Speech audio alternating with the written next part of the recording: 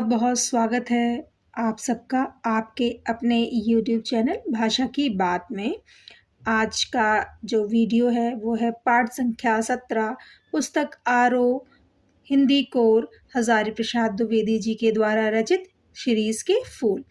लेखक का जीवन परिचय देख लेते हैं। आचार्य हजारी प्रसाद द्विवेदी जी हिंदी साहित्य के प्रमुख साहित्यकार माने जाते हैं, जैसा कि स्क्रीन पे दिखाई भी दे रहा है। उनका जन्म 1907 में उत्तर प्रदेश के बलिया जिले के आरत दुबे का छपरा नामक स्थान पर हुआ। उनके पिता का नाम श्री अनमोल द्विवेदी जी था, जो एक संत स्वभाव के व्यक्ति थे। द्विवेदी जी की प्रारंभिक शिक्षा स्थानीय स्कूलों में हुई। उन्होंने काशी विश्वविद्यालय से शास्त्री की परीक्षा उत्तीर्ण की। तत्पश्चात 1930 ईस्वी में ज्योतिषाचार्य की उपाधि प्राप्त की। ज्योतिषाचार्य क्या होते हैं? जैसे ज्योतिष होते हैं, जिस पामस्ट्री, जिसी को कुंडली देखना आता है, और इस तरह से, क्योंकि उन्होंने शास्त्री की उपाधि ले रखी थी। और इसी वर्ष से शांति निकेतन में हिंदी अध्यापक के पद पर ये नियुक्त हुए, और इसी पद पर रहते हुए इनका रविंद्र ठाकुर, क्षिति मोहन सेन, आचार्य नंदलाल बसु आदि महानुभावों से संपर्क हुआ। और सन 1950 में ये काशी हिंदू विश्वविद्यालय के हिंदी विभाग के अध्यक्ष नियुक्त किए गए। सन 1960 में उनको पंजाब विश्वविद्यालय चंडीगढ़ के हिंदी विभाग अध्यक्ष पद पर नियुक्त किया गया। तत्पश्चात यहाँ से अवकाश लेकर ये भारत सरकार की हिंदी विषयक समितियों एवं योजनाओं से जुड़े रहे, और लखनऊ विश्वविद्यालय ने इन्हें डीलिट की मानद उपाधि से अलंकृत किया। और आलोक पर्व में इनको साहित्य अकादमी पुरस्कार प्राप्त हुआ, और भारत सरकार ने इनकी साहित्य साधना को परखते हुए इनको पद्म भूषण की उपाधि से सुशोभित किया। और सन 1969 में दिल्ली में ये अपना उत्कृष्ट साहित्य सौंपकर चिरनिद्रा में विलीन हो गए, मतलब इनकी मृत्यु हो गई थी। ये संसार को छोड़कर, इतना अलौकिक, इतना अनुपम साहित्य छोड़ करके ये चले गए। ठीक है, आगे बढ़ते हैं। पाठ के सार की तरफ हम चलते हैं। पाठ का सार क्या बताता है? शिरीष के फूल, जैसे कि आपको दिखाई दे रहा है स्क्रीन पे। शिरीष के फूल आचार्य हजारी प्रसाद द्विवेदी द्वारा रचित है, और ये बहुत प्रकृति को प्रेम करने वाले लेखक रहे हैं। और इनका ये जो निबंध है शिरीष के फूल, ये भी पूरी रूप से प्रकृति को ओत प्रोत करते हुए लिखा गया है। लेखक क्या कहता है कि इसमें लेखक ने आंधी, लू और गर्मी की प्रचंडता में भी अवधूत की तरह अविचल होकर कोमल फूलों का सौंदर्य बिखेर रहे शिरीष के माध्यम से मनुष्य की जीने की अजय इच्छा और कलह द्वंद के बीच धैर्यपूर्वक लोक चिंता में लीन कर्तव्यशील बने रहने को महान मानवीय मूल्य के रूप में स्थापित किया है। अब बच्चों, अवधूत क्या होता है? सन्यासियों को अवधूत कहा जाता है, जिनको किसी भी प्रकार की मोह माया नहीं रहती, जिनको सुख या दुख दोनों में वो एक समान रहते हैं, ऐसे ही लोगों को अवधूत कहा गया। लेखक जहां बैठकर लेख लिख रहा था, उसके आगे पीछे दाएं बाएं शिरीष के फूल थे। शिरीष के क्या थे? शिरीष के पेड़ लगे हुए थे और उनमें फूल लहलहा रहे थे, वो देख रहा था कभी। और लेखक तो अनेक पेड़ जेठ की जलती दोपहर में भी झूम रहे थे। वे नीचे से ऊपर तक फूलों से लदे थे। किसके फूल? शिरीष के फूल। कभी मौका मिला तो शिरीष के पेड़ मेरे आसपास भी बहुत सारे लगे हुए हैं। मैं कभी मौका मिला तो एक वीडियो ज़रूर बनाऊंगी शिरीष के फूलों की, कि आखिर वो दिखते कैसे हैं। आप लोग भी जानते होंगे, लेकिन शिरीष के नाम से नहीं जान पाते होंगे कि ये शिरीष है। तो बहुत कम ऐसे पेड़ होते हैं जो प्रचंड गर्मी में भी महीनों तक फूलों से लदे रहते हैं।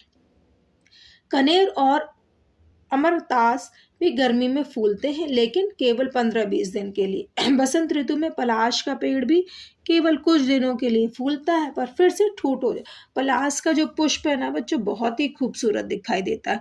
ऐसे जब पलाश का जो फूल खिलता है ना, तो पेड़ में पत्ते तो दिखते ही नहीं, ऐसे फूलों से पूरा भर जाता है एक साथ। ऐसे अगर पलाश के जंगल हो ना, ऐसे लगेगा कि जैसे कोई महरून सा, रेडिश येलोश सा कलर जो है ना फैला हुआ है, ऐसा लगता है कि जैसे आग सी लग गई हो, इस तरह से दिखाई देता है।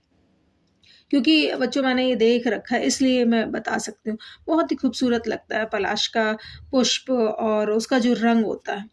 तो हाँ, फिर से ठूठ हो जाता है। लेखक का मानना है कि ऐसे कुछ फूलने वालों से तो ऐसा अच्छा है कि ना ही फूलें। आगे बढ़ते हैं इसी पाठ के सार की तरफ। और लेखक क्या बताता है?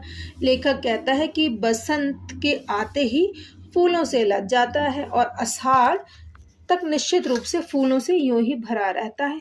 कभी कभी तो भादो मास तक भी फूलता रहता है शिरीष का फूल। भीषण गर्मी में भी शिरीष का पेड़ कालजयी अवधूत की तरह जीवन की अचेयता का मंत्र पढ़ता रहता है। शिरीष के फूल लेखक के हृदय को आनंद प्रदान करते हैं। पुराने समय में कल्याणकारी और शुभ समझे जाने वाले शिरीष के छायादार पेड़ों को लोग अपनी चार दीवारी के पास लगाना पसंद करते थे। अशोक, अरिष्ट, पुनंगा और शिरीष के छायादार हरे भरे पेड़ निश्चित रूप से बहुत सुंदर लगते हैं। शिरीष की डालियां अवश्य कुछ कमजोर होती हैं, पर इतनी कमजोर नहीं होती कि उन पर झूलने ना ही डाले जा सके। शिरीष के फूल बहुत कोमल होते हैं, किसी रेशम के तरह होते हैं उसके फूल, बहुत जो प्यारे से लगते हैं।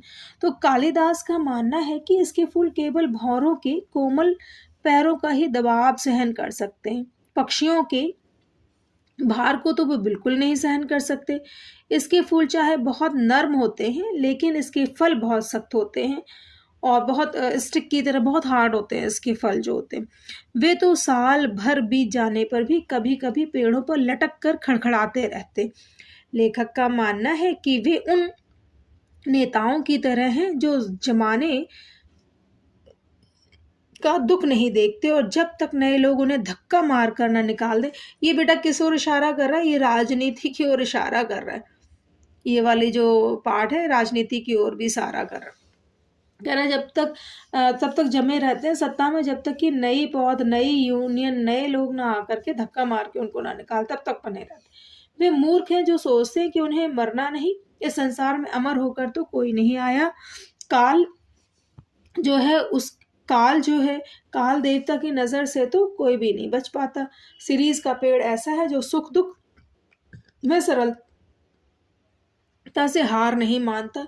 जब धरती सूर्य की तेज गर्मी से दहक रही होती है तब भी वह पता नहीं उससे रस प्राप्त करके किस प्रकार जीवित रहता है।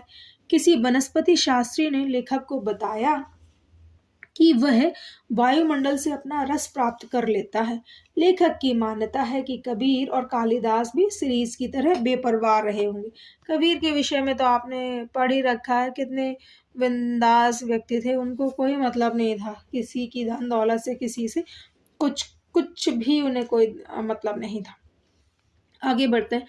तो शिरीष के फूल यहाँ पे क्या है कि जब कालिदास का अभिज्ञान शकुंतलम जो पाठ है, वो जो वर्णन आता है इनका, क्योंकि ये कवि हैं कालिदास, तो उसमें क्या हुआ, महाराज दुष्यंत जो है शकुंतला का एक सुंदर चित्र बनाया।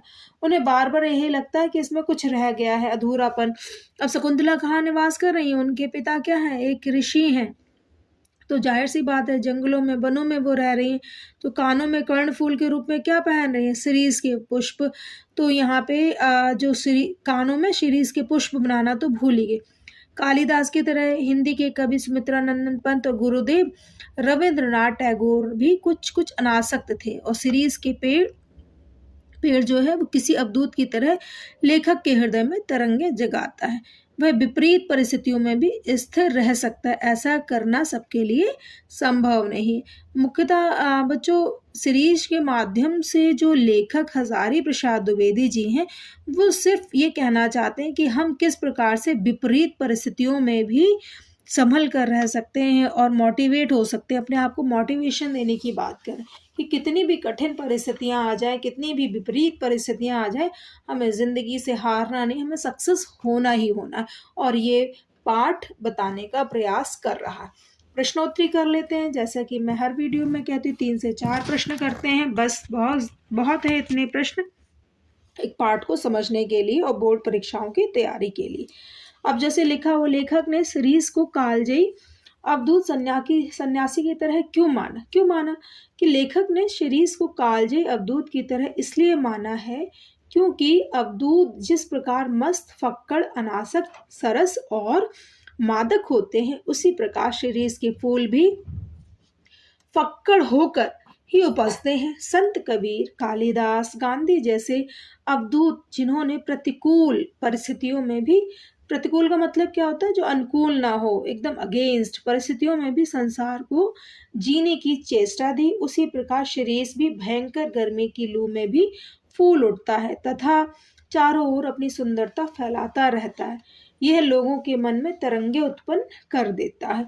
भीषण गर्मी से अनासक्त होकर महकता रहता है। उसके ऊपर प्रचंड गर्मी, लू, अंधड़ आदि का कोई प्रभाव नहीं पड़ता। एक दो प्रश्न उत्तरी और देख लेते हैं, जिससे कि आपका और भी पाठ पूरी तरह से क्लियर हो जाए। अब दिखाई दे रहा होगा कि हृदय की कोमलता को बचाने के लिए व्यवहार की कठोरता भी कभी कभी जरूरी हो जाती है। प्रस्तुत पाठ के आधार पर स्पष्ट कीजिए। जाहिर सी बात है, मनुष्य एक सौंदर्य प्रिय प्राणी है, अतः वह आंतरिक रूप से अत्यंत कोमल है।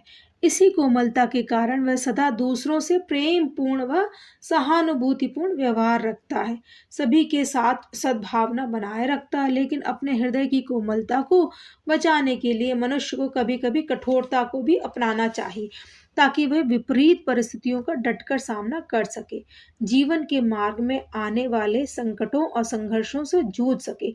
जैसे शिरीष अपनी कोमलता को बचाने के लिए भीषण गर्मी की लू को सहन करने के लिए बाहर से कठोर स्वभाव अपनाता है, तथा कहीं जाकर वह भयंकर गर्मी, धूप, आंधी को सहन कर पाता है। इसी प्रकार यहाँ लेखक ने संत कबीर दास, कालिदास का भी प्रसंग दिया है, जिन्हें अपने मन की कोमलता को कायम रखने के लिए समाज की विपरीत और क्रूर परिस्थितियों का सामना करने के लिए अपने व्यवहार को कठोर बनाना पड़ा था। इसी प्रकार द्विवेदी जी ने शिरीष के माध्यम से कोलाहल और संघर्ष से भरी जीवन स्थितियों में भी अविचल रहकर जिजीविषु बने रहने की सीख दी है। स्पष्ट करें। अब यहाँ पे क्या मतलब है? जिजीविषु मतलब जीवन जीने की इच्छा जिसमें रखना है, जानने की इच्छा रखना है, उसके विषय में पूछ रहा है ये प्रश्न। कह रहा द्विवेदी जी ने सीरीज के माध्यम से कोलाहल और संघर्ष से भरी प्रतिकूल परिस्थितियों में व्यक्ति को जीने की प्रेरणा दी है। ठीक है, हमारे अगेंस्ट अगर चीजें हैं, लेकिन फिर भी उन परिस्थितियों से हमें हारना नहीं है, जीना है, हमें जीतना है। उन्होंने कहा है कि मनुष्य को अपने जीवन में विपरीत परिस्थितियों से घबराना नहीं चाहिए। उसे कोलाहल और संघर्ष को देखकर जीवन से पलायन नहीं करना चाहिए, बल्कि उनका साहस के साथ डटकर सामना करना चाहिए। विपरीत परिस्थितियों को मोड़कर अपने अनुकूल बना लेने का प्रयास करना चाहिए। दुख और संकट से भरी स्थितियों से अविचल और अनासक्त रहकर जीवन यापन करे। जिस प्रकार शिरीष भयंकर गर्मी की लू से अनासक्त फूलों से सदा लदा फदा रहता है, लदा भरा रहता है, फलता फूलता है, वैसे ही विपरीत परिस्थितियों, बार बार ये पाठ कहने का प्रयास कर रहा है कि हमें हमेशा कठिनतम और विपरीत परिस्थितियों में अपने आप को हमेशा बचा करके रखना चाहिए। अब क्या हाय वह अवधूत आज कहाँ है? लेखक ने ऐसा क्यों कहा? उसके देह बल्कि वर्चस्व की वर्तमान सभ्यता के संकट की ओर संकेत किया। कैसे? कह रहे वर्तमान समाज में चारों ओर मारकाट, अग्निदाह, लूटमाट, खून खराबा का बोलचाला है। मानव सभ्यता घोर संकट से परिव्याप्त है। सत्य, अहिंसा आदि आदर्श कहीं भी दिखाई नहीं देते। जन जन आतंक की छाया में जी रहा है। वर्तमान सभ्यता में मनुष्य विपरीत परिस्थितियों में अविलंब हिंसा, मारकाट, लूटपाट पर उतावला हो उठता है। वह सत्य अहिंसा की अपेक्षा असत्य हिंसा, मारकाट का पालन करता है। निजी स्वार्थों की पूर्ति करने में उसे किसी का भी अहित दिखाई नहीं देता। लेखक ने ऐसे संकट के समय सत्य अहिंसा के पुजारी महात्मा गांधी की याद की है। आई थिंक पाठ आपका बहुत ही बेहतरीन तरीके से क्लियर हो गया होगा। कुछ प्रश्नोत्तरी यहाँ पे और आपको दिखाई दे रही होगी, जैसे लेखक ने गांधी और सीरीज की आपस में तुलना क्यों की। कह रहे जिस प्रकार से गांधी भी विपरीत परिस्थितियों से डटकर मुकाबला करते थे, वैसे ही भीषण गर्मी में सीरीज का जो वृक्ष है प्रचंड गर्मी में भी फूल सकने की हिम्मत रख सकता है। ये कुछ प्रश्नोत्तरी है, ये छात्रों आप देख सकते हैं स्क्रीन पे। और कुछ मुख्य प्रश्नोत्तरी भी मैं आपके साथ शेयर कर रही हूँ। ये कुछ मुख्य और प्रश्नोत्तरी हैं, इनको एक बार गो थ्रू करेंगे तो आपको ईज़िली समझ में आ जाएगा। यहाँ पे एक चीज़ और देखने, लेखिका ने भक्तिन की बुद्धि को विस्मित कर देने वाले क्यों कहा? यहाँ पे ये पाठ गद्यांश से इस तरह से पूछे गए हैं सबको मिला करके, तो इसको भी थोड़ा-सा पढ़ लीजिएगा जिससे आपका क्लियर हो जाए। सीरीज़ के संदर्भ में लेखक को गांधी की याद क्यों आई, ये अभी जस्ट हमने किया है। Thank you for watching video. God bless you. Thank you so much.